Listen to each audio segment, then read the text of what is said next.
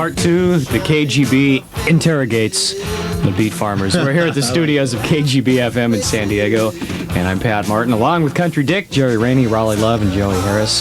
How do you feel about the overall sound quality of the new LP, The Pursuit of Happiness? We love it. You must be real happy with it. Yeah. Dave Jordan, our producer, was great. Good. Yeah. Just a great asset to the band. Captain Dave, a man ship. Yeah, from the man's ranch. Runs a clean ship.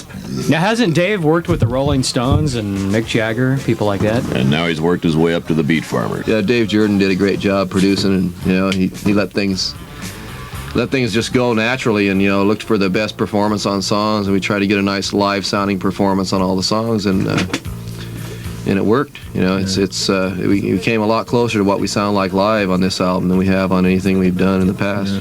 He became he spent time with us before we did the record, so he became part of the band. He actually knew what we were all about, and he became one with us. Let's talk about the song. Let's get back to songs. Let's talk about the song "Make It Last." Who wrote that one? Joey did. That's a Joey song. Yeah. What's it about, Joey? Is there a story behind it? That song is real Springsteen-ish. Is it a song about relationships? It's about how in society, you get into trouble and you have to leave town because the person you're in love with, you just have to blow. Because everyone thinks she's a harlot or whatever, and they think you're a criminal. So it's time to blow town, and that's what that song's all about. It's about the purity of rock and roll dreams and splitting. It's funny, he dedicates that to his girlfriend every time he sings it. Yeah, he dedicates a song about getting the hell out to his girlfriend.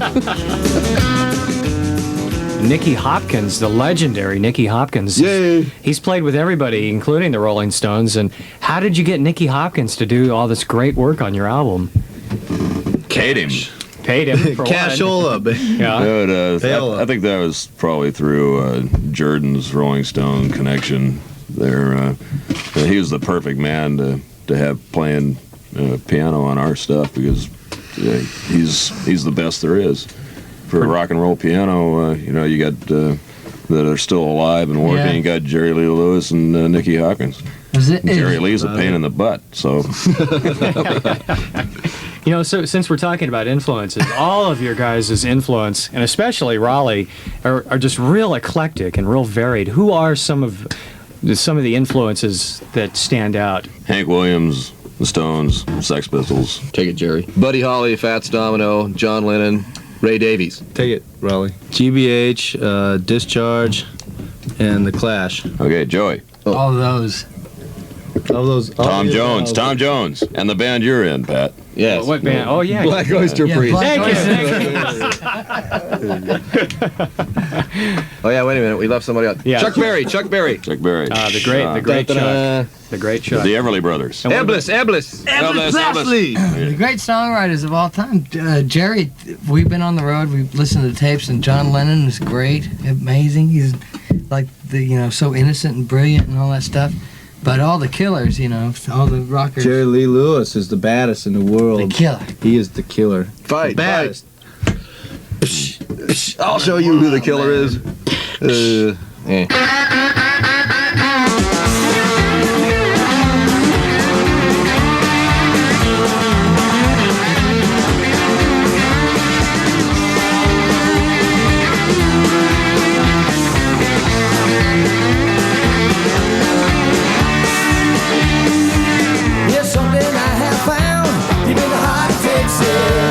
Old stories going round.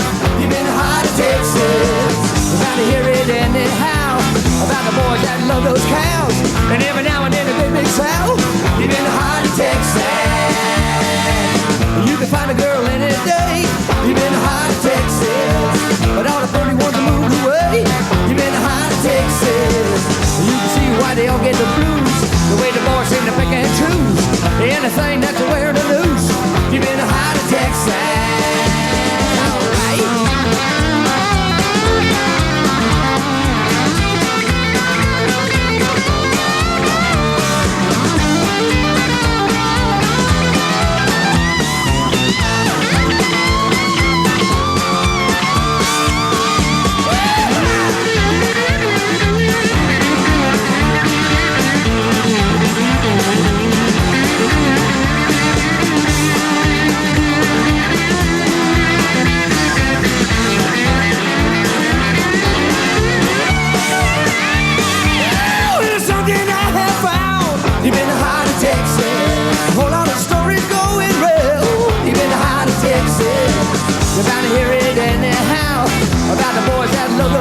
house, and every now and then a great big sound. You've been high to Texas. All right.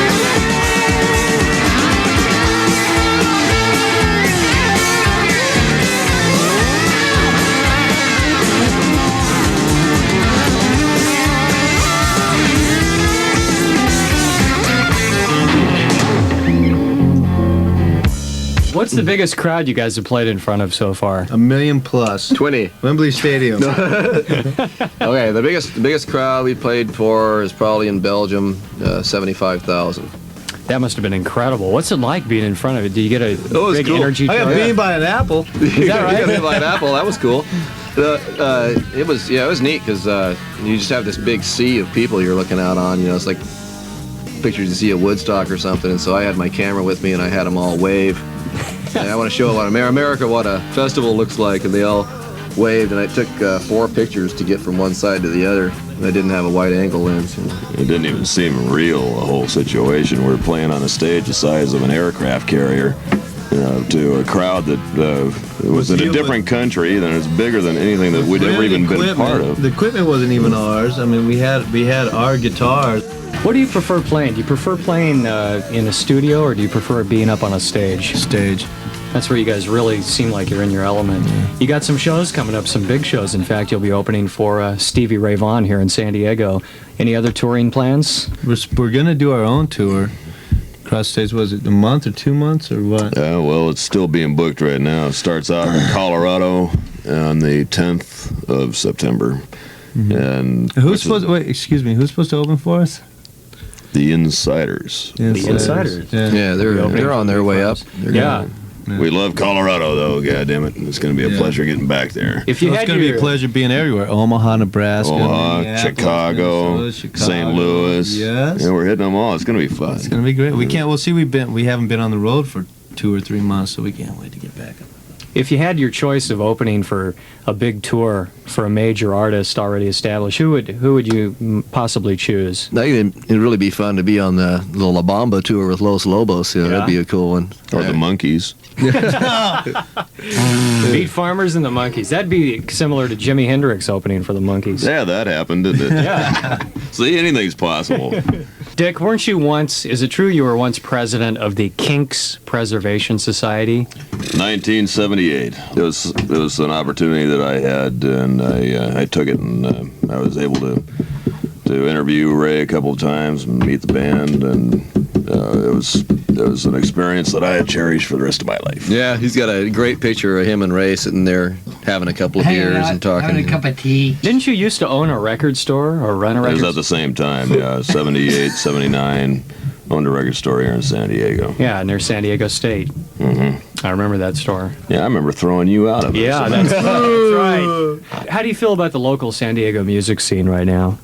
Right now, you know, the San Diego music scene is finally starting to happen. You know, it's like it's been like forever where there wasn't much going on. Every once in a while somebody'd come out of San Diego and then they'd go up to LA and not admit they were from San Diego, you know. It's been incubating. Yeah, but anyway, there's, we've got some stuff going, and Mojo Nixon, he's doing well, has a few albums out. The Paladins. The Paladins have an album out now in Private Domain. They've got their new album out, and they're on the Back to the Beach soundtrack for the movie soundtrack. Cindy yeah. Lee Burial's got one coming out. Yeah, so there's Rhino. things actually finally starting to happen down here now. If we can get all the San Diego people together to actually get behind all of it, you know. And the club owners, we're having a problem with places to play in San Diego. That's the biggest problem.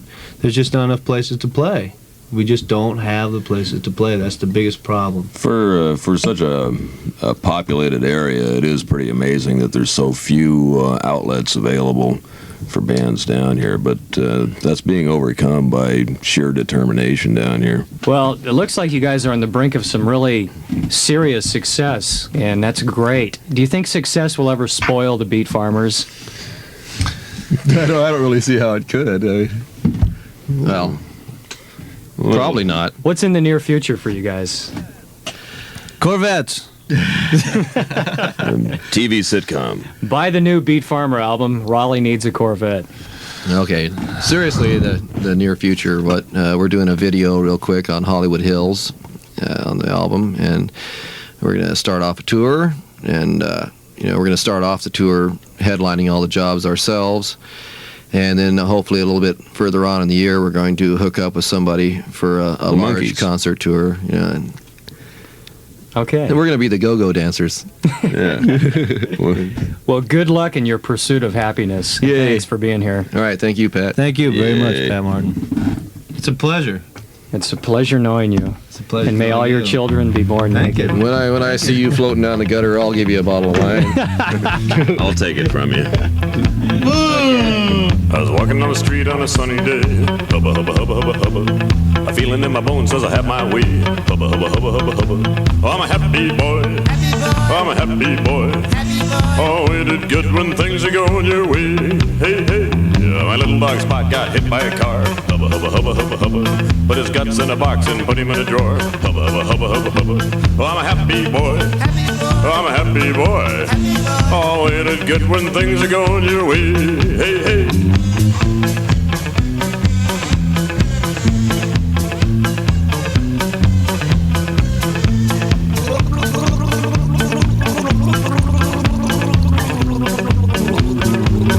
I forgot all about it for a month and a half. Hubba, hubba, hubba, hubba, hubba. I looked in the drawer and started to laugh. Hubba, hubba, hubba, hubba, hubba. 'Cause I'm a happy boy.